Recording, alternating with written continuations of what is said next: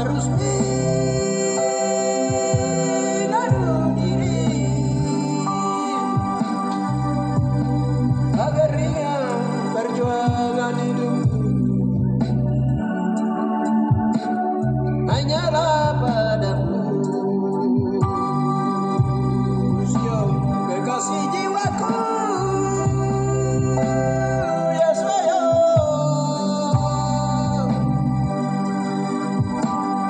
penolong yang setia.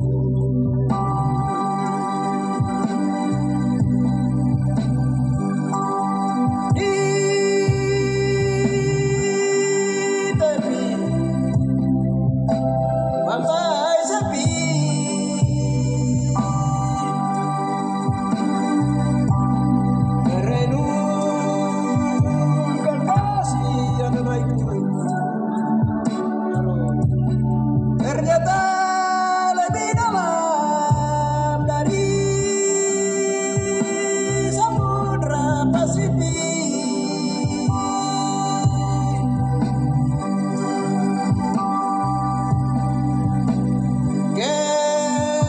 Kepada siapa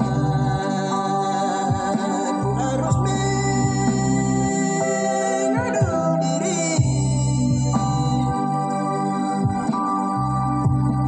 agar ringan perjuangan hidupku. Hanyalah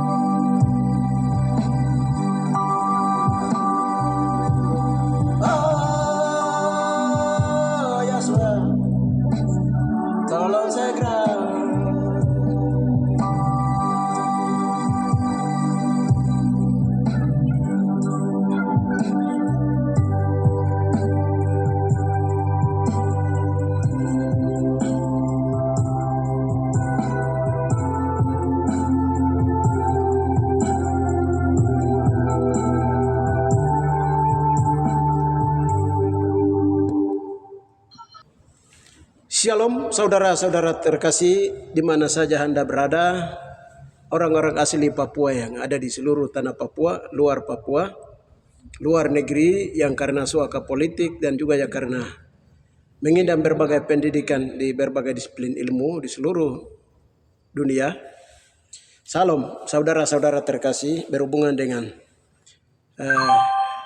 renungan otonomi khusus jilid 1 dan 2. Haleluya. Ya, kemarin hari ini tanggal 21 November tahun 2025 dari jilid 1 yang pertama tahun 2001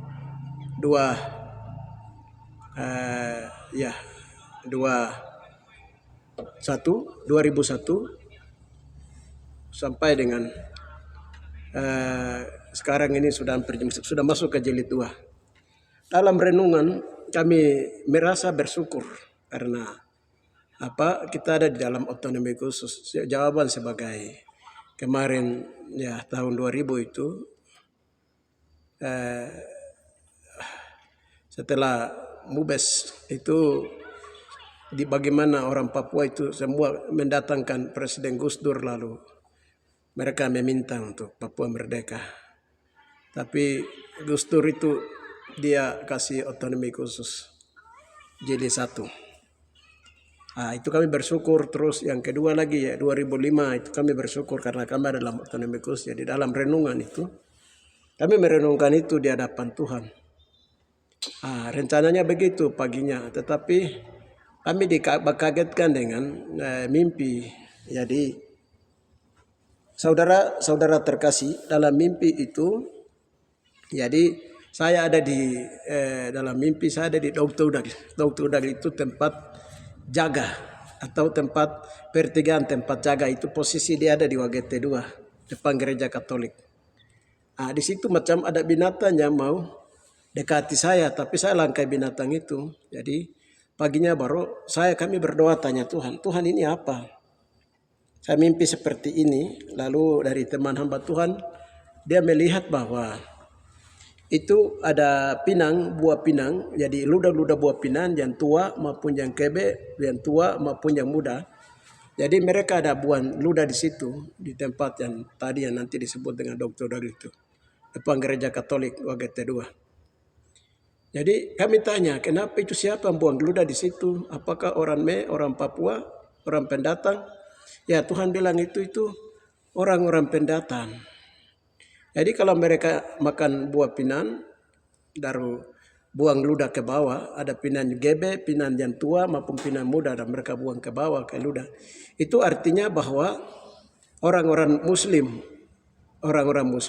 haji, kiai, ustadz dan lain-lain itu sejak dari dulu itu sudah mengutuk orang Papua.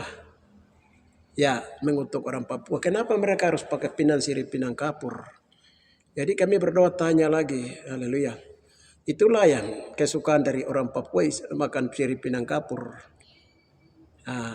Padahal itu barang-barang yang dipersembahkan untuk dewa-dewa Hindu di India. India itu dong pakai sirip pinang kapur untuk mempersembahkan dewa pada Brahmana persembahan. Jadi dulu ceritanya Tuhan bilang itu satu kemah antara PNG, Papua, Maluku dengan India itu satu kemah dulunya, tapi Tuhan pisahkan, kekacauan.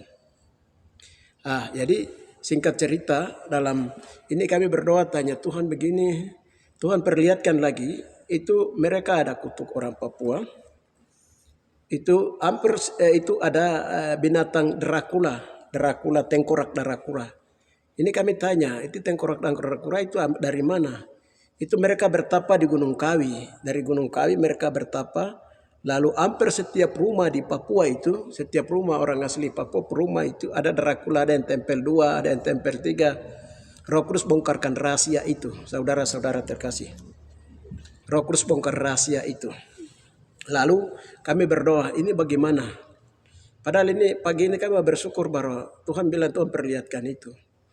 Lalu kami berdoa begini, malaikat beribu-ribu itu turun Lalu kami berdoa minta ampun orang Papua punya makan pinang, sirih pinang kapur. Lalu orang pendatang lagi masuk lagi dengan mereka kutuk orang Papua lewat itu. Kami berdoa minta ampun semua bro. Tuhan darah Yesus itu turun langsung lipat itu. Rumah-rumah yang ada Dracula tengkorak-tengkorak yang dari Gunung Kawi itu. Semua dilipat bro. Dikembalikan Gunung Kawi sana bro. Api beleran Tuhan itu Ibrani 29 itu turun bakar langsung semua. Angus dengan Gunung Kawi itu kemarin. Haleluya. Lalu Bapak beritahukan bahwa mulai dari PPRA tahun 61 itu, ya 61 itu Trikora. Itu juga Soekarno pakai ilmu. Ilmu itu bagaimana untuk orang Papua itu dikutuk 9 turunan itu ada di dalam kekuasaan daripada Soekarno. Jadi itu kami pernah cabut ilmu itu lagi, cabut dari ini baru orang Papua baru cabut baru sudah dibakar sudah dimusnahkan itu 61 Trikora. 69 lagi ada mereka bikin kekuatan alam untuk bagaimana supaya orang Papua itu ikut orang. Mereka pakai kekuatan alam. Nah terus pada tahun 2001 itu Gus Dur dia pakai ilmu.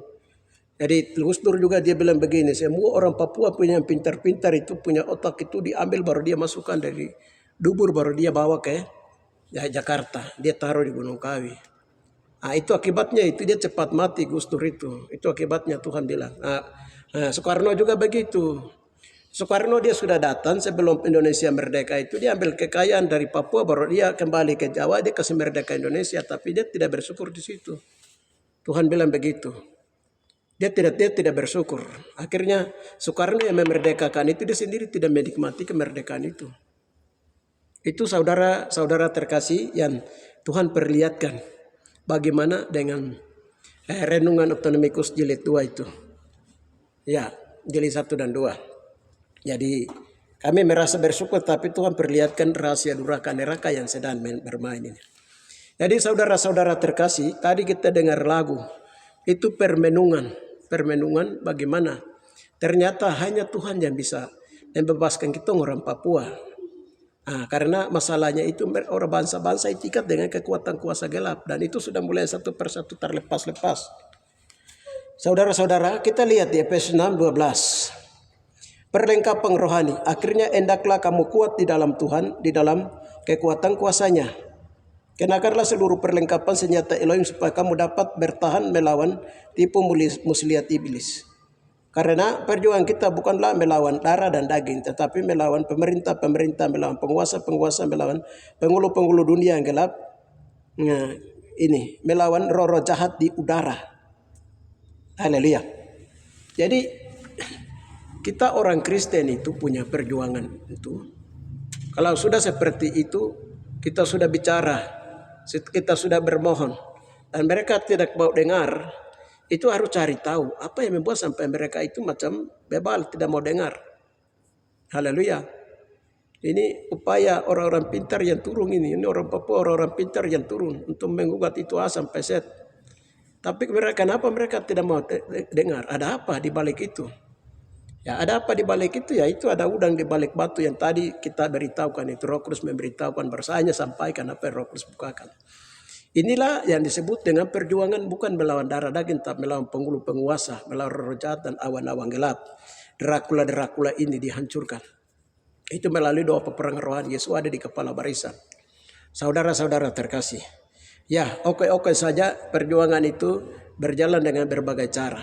Ya tetapi jangan lupa untuk mengandalkan Tuhan karena kita orang Papua adalah orang Israel. Papua orang Israel yang kami sudah doa-doa. Saudara-saudara terkasih di dalam Yeshua HaMashiach Adonai. Nah, sekarang bagaimana menguatkan iman? Jadi gereja-gereja sudah hamba Tuhan di berbagai dominasi gereja sudah harus mengajar umatnya untuk bagaimana harus doa peperangan. Jadi bukan kita pakai dia juga pakai senjata, kita juga pakai senjata, tidak ada. Nah, itu oke, tapi untuk tugas-tugas yang dari setiap hamba Tuhan itu belajar doa peperangan, melawan kekuatan-kekuatan gelap. Jadi kita berdoa itu tembak dompos setan-setan. Setan berbentuk buaya, setan berbentuk Dracula, setan berbentuk apa, dong pakai ilmu apa. dong pakai apa itu semua dioperasi, dibakar, dimusnahkan, ditembak. 24 itu jalan. Kalau orang Kristen itu hanya pergi ke gereja hari Minggu kembali, itu saja itu orang di luar itu sudah bermain 24 jam, sudah putar otak dong, ilmu-ilmu sudah bermain. Ini bagaimana orang Papua itu harus berdoa, belajar doa peperangan. Efesus 6:12 di sana dia lari sampai 10 sampai dengan 18. 2 Korintus 10 ayat 3, 4, 5, 6. Memang kami secara dunia senjata kami dalam dunia adalah senjata yang lengkap kuasa Allah yang sanggup meruntuhkan benteng-benteng. Kami mematang setiap berupa setiap kubu yang di bangku manusia. Haleluya. Selain doa peperangan, apa yang Tuhan suruh kita? Ini harus tuh berdoa merendahkan diri. Suruh minta ampun, haleluya. Kalau Tuhan suruh orang Papua itu sekarang kamu tinggalkan yang lain, lalu kamu ibadah sabat di hari sabat kamu lakukan di pintu gerbang timur ini. Kalau orang Papua melakukan ibadah sabat, di situ nanti Tuhan berbicara masalah negeri ini, saudara-saudara terkasih. Dan Bapa cepat akan memulihkan negeri ini. Itu ada berbagai sekarang. Ini saya sudah sampaikan banyak di channel bagaimana kita orang Papua itu tidak boleh benci orang-orang yang memusuhi kita. Tapi haleluya, ampuni mereka, berkati mereka. Kita berkati saja, kita mengampuni saja itu satu senjata. Tuhan bilang begitu. Saudara-saudara terkasih. Jadi kita adakan tembakan di dalam roh. Haleluya. Kalau Israel di sana dong pakai senjata canggih di sana. Jadi sekarang itu Israel punya Tuhan kasih hikmat, mereka ciptakan senjata canggih untuk lawan 70 negara di sana. Papua itu sekarang Tuhan berikan senjata rohani. Senjata rohani untuk hancurkan 5 benua punya setan. Haleluya. Pulau Jawa punya itu kecil. Haleluya. Yang lain-lain punya itu kecil. Yesus punya besar. Dong bawa dari Arab punya ke Hamas punya ke India, Cina punya ke itu kecil. Yesus ada di kepala barisan. Dan Yesus hari ini ada di atas tanah Papua, dia menjadi kepala barisan. Karena Markus 16:8c, berita kudus dan tidak terbinasakan datang dari timur ke barat tentang keselamatan yang kekal itu. Jadi yang memimpin pasukan ini siapa? Yesus ada di kepala barisan di atas orang Papua. Dia ada di tanah Papua, saudara-saudara terkasih. Haleluya. Itu makanya diberitahukan, kami hanya sampaikan supaya semua orang Papua asli itu belajar doa peperangan. Haleluya. Hamba-hamba Tuhan sudah pendeta-pendeta hamba-hamba Tuhan sudah harus mengajari matnya itu bagaimana doa peperangan. Ini harus masuk. Ini saudara-saudara terkasih, ini doa peperangan itu penting, saudara-saudara terkasih. Nah, itu saja yang bisa saya sampaikan bagaimana kita menghadapi musuh kerajaan Yahweh di atas tanah Papua dengan doa peperangan. Haleluya. Jadi singkat kata, kemarin kami mau renungkan tentang dan bersyukur hari otonomi kos, tapi Tuhan bilang jangan bersyukur. Kamu bersyukur apa dong sudah bermain kamu. Sekarang kamu perang dan kami sudah perang dan tadi saya sudah bersaksi tersebut. Itulah yang bisa saya sampaikan. Saudara-saudara terkasih, ya perjuangan belum selesai, terus doa peperangan. Saya harapkan juga para hamba-hamba Tuhan, pendeta, para hamba Tuhan, pastor dan lain-lain dari berbagai dominasi gereja, ajar umatnya dan mereka juga harus bangkit untuk doa peperangan, doa dan puasa, doa peperangan rohani. Ini yang penting, saudara-saudara terkasih, untuk membentengi diri, keluarga pribadi, sanak saudara terkasih. Itu saja yang bisa saya sampaikan. Mari kita berdoa. Kemuliaan bagi Bapa di tempat maha tinggi, Yesus panglima perang kami gagah perkasa. Engkau ada di kepala barisan. Hamba telah menyampaikan berita-berita hasil peperangan dan kemenangan-kemenangan yang Bapa sudah lakukan. Terima kasih Bapa, dan Bapa melindungi kami dan setiap rumah dan orang Papua dilindungi dalam perlindungan Tuhan yang abadi. Dan kami mengucap syukur Bapa sedang memberikan kelepasan kemenangan dan kepada orang Papua asli. Terima kasih Bapa, dan Bapa yang sedang berperkara di luar Papua sana. Sehingga di sana di luar Papua mereka sendiri yang akan kacau balau, mereka sendiri yang akan ini dan itu di sana Bapak takar. Kami hanya orang Papua asli akan tunduk dan merenungkan kebenaran dan Bapak buatlah orang Papua untuk bersukacita dan memuji-muji Engkau di atas tanahnya sendiri. Terima kasih Bapak, di dalam nama Yesus kami berdoa. Haleluya. Amin.